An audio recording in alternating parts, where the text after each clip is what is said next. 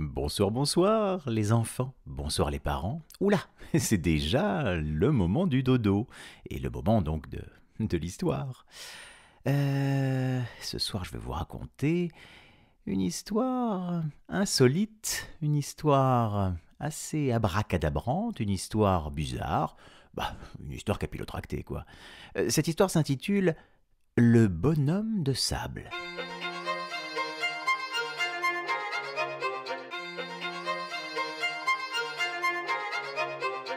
Les histoires capillotractées.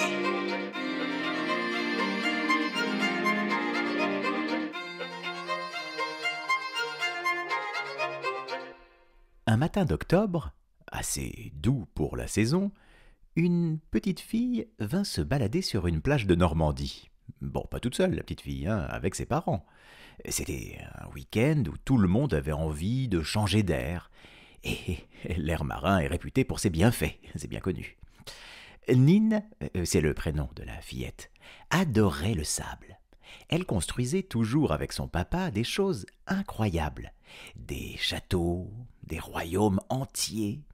Et elle pouvait rester là, sur la plage, à jouer des heures et des heures, s'inventant des mondes, des histoires de princesses des sables, de planètes inhospitalières, de dangers à éviter, d'ennemis à défier. Elle se souvenait aussi des événements tragiques qui étaient survenus lors des dernières grandes vacances, lorsque papa et maman avaient eu la très mauvaise idée d'emmener le cousin Ulysse pour la journée. Ulysse était très tonique. Il courait dans tous les sens, faisait sans cesse des roulades, et surtout n'arrêtait pas de crier. La tata de Nine disait qu'il était hyper actif. Pour Nine, il était juste hyper casse-pied. Ce jour-là, Nine avait construit avec son papa une montagne magique, abritant le monde secret des fées.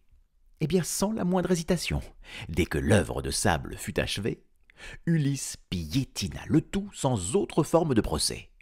À peine eut-il une petite remontrance de maman, et papa riait, oui, il riait. Nine s'était sentie trahie ce jour-là. Alors, papa n'était donc pas comme elle? Il ne voyait pas leur fabrication comme des univers magiques et enchantés, ayant plus de valeur que n'importe quoi d'autre sur Terre? En tout cas, ce matin d'octobre, Ulysse le destructeur n'était pas là, fort heureusement. Nine était la seule enfant, et avait son papa pour elle toute seule. Enfin, presque. Il fallait, c'est vrai, le partager un peu avec maman, mais elle était prête à faire cette concession, gentille et généreuse qu'elle était. Papa proposa de fabriquer un bonhomme pour changer. D'abord, Nine parut déçue. Elle ne voyait pas l'intérêt de fabriquer autre chose qu'une ville, une cité fantastique, avec une foultitude de bonhommes et de bonnes femmes imaginaires. Mais elle se laissa convaincre. Son papa trouvait toujours les mots et arguments adéquats. « Tu verras, disait-il. C'est comme fabriquer un bonhomme de neige, mais avec du sable. À la place d'une carotte pour le nez, ils enfoncèrent dans la tête du bonhomme un long coquillage pointu trouvé dans le sable.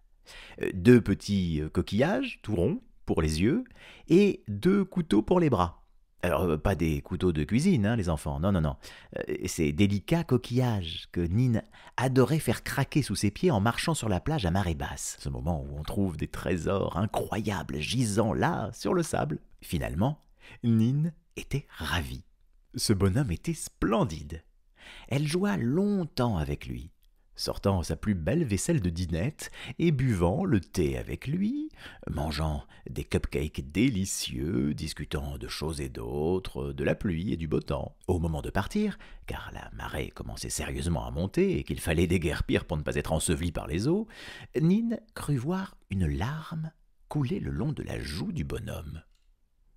Elle s'approcha. « Ne me laisse pas, je ne veux pas finir noyé, » dit soudain le bonhomme, et même les parents de Nine se retournèrent, effrayés d'entendre une autre voix que celle de leur fille. Il fallait bien s'y résoudre. Ce bonhomme de sable avait, par je ne sais quel sortilège étrange, pris vie. « Tu es comme Pinocchio ?» demanda Nine. « Pinocchio ?» demanda le bonhomme. « Non, dit papa, Pinocchio est fait de bois, pas de sable, et son nez s'allonge lorsqu'il ment. Cela voudrait dire que le coquillage qui sert de nez à celui-ci grandirait à chaque fois qu'il proférerait un mensonge. « On va voir, Dit Nine. es-tu un vrai petit garçon ?»« Bien sûr !»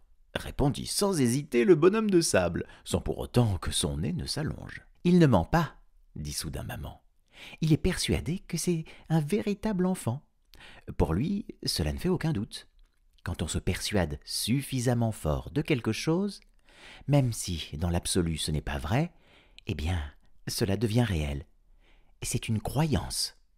La maman de Nine était coach en développement personnel, et la petite fille ne comprenait pas toujours de quoi elle parlait, mais ce n'était pas grave. Sa maman disait des choses rassurantes, agréables, même si ce n'était pas toujours très clair. Sa voix était si douce, ça c'est vrai. C'était comme du miel onctueux qui vous coulait dans les oreilles. Ok, pour moi aussi, tu es un vrai petit garçon. On va pas te laisser ici, hein, maman, hein, papa? Les parents interloqués se regardèrent, puis regardèrent leur fille, ennuyés. Que faire? Quel dilemme! Allaient-ils emmener avec eux un bonhomme de sable? Ça semblait ridicule comme idée. Et pourtant, la marée montait inexorablement. Il fallait prendre une décision, et vite. « Ne me laissez pas ici, je vais mourir noyé !» N'arrêtait pas de crier le bonhomme, et de grosses larmes salées coulaient abondamment sur ses joues. C'était comme une fontaine d'eau de mer, ouais, mais une fontaine très très triste. Et aux larmes du bonhomme de sable s'ajoutèrent celles de Nine, désespérée. « On ne peut pas l'abandonner comme ça !» criait-elle à son tour. Alors, les parents de Nine aidèrent le bonhomme à se tenir sur ses jambes de sable. Et il tanguait comme un tout petit enfant qui fait ses premiers pas. Puis, il parvint à se tenir plus fermement sur ses guiboles et marcha. Puis courut sur la plage, suivi de Nine, qui gambadait à ses côtés, heureuse comme jamais. Ils riaient tous les deux, ils riaient à gorge déployée. Sauvés! Ils avaient regagné la terre ferme juste à temps, avant que les flots ne déferlent sur eux. Ils avaient sauvé ce pauvre bonhomme d'une mort certaine. Mais c'est un peu plus tard que les choses se compliquèrent. Dans la voiture, quand il fallut mettre la ceinture de sécurité, le bonhomme s'effritait, mais ils parvinrent tout de même à partir.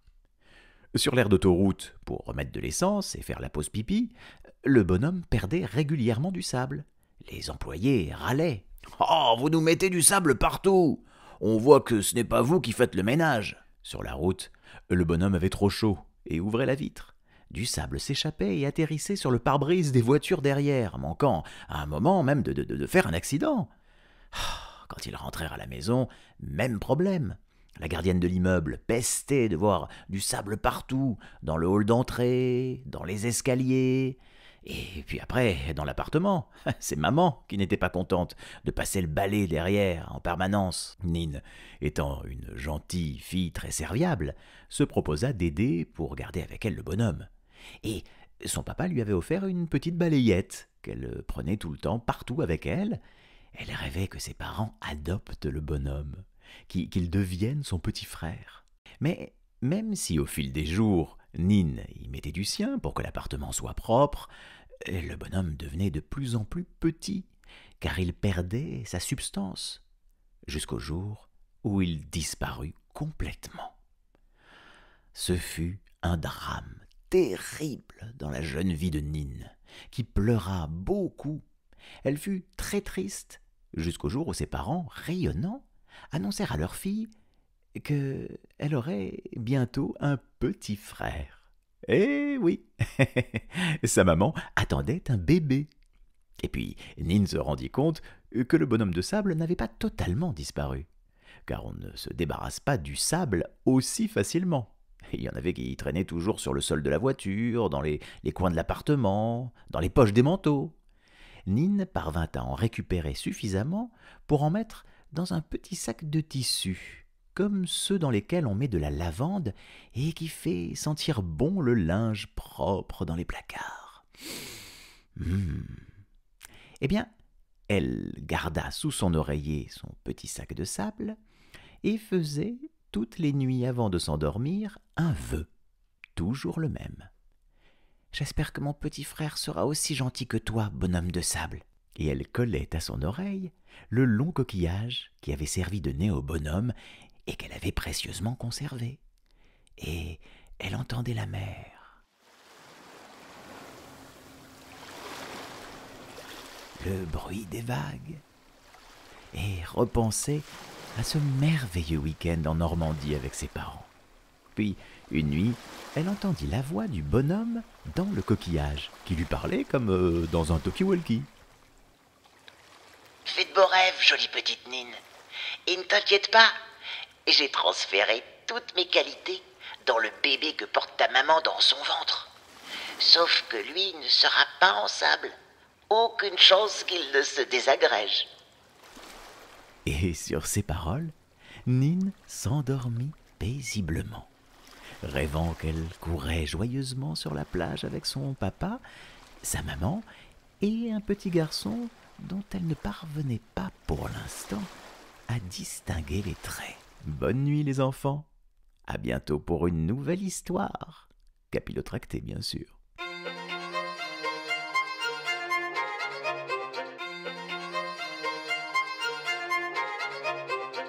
Les histoires capillotractées.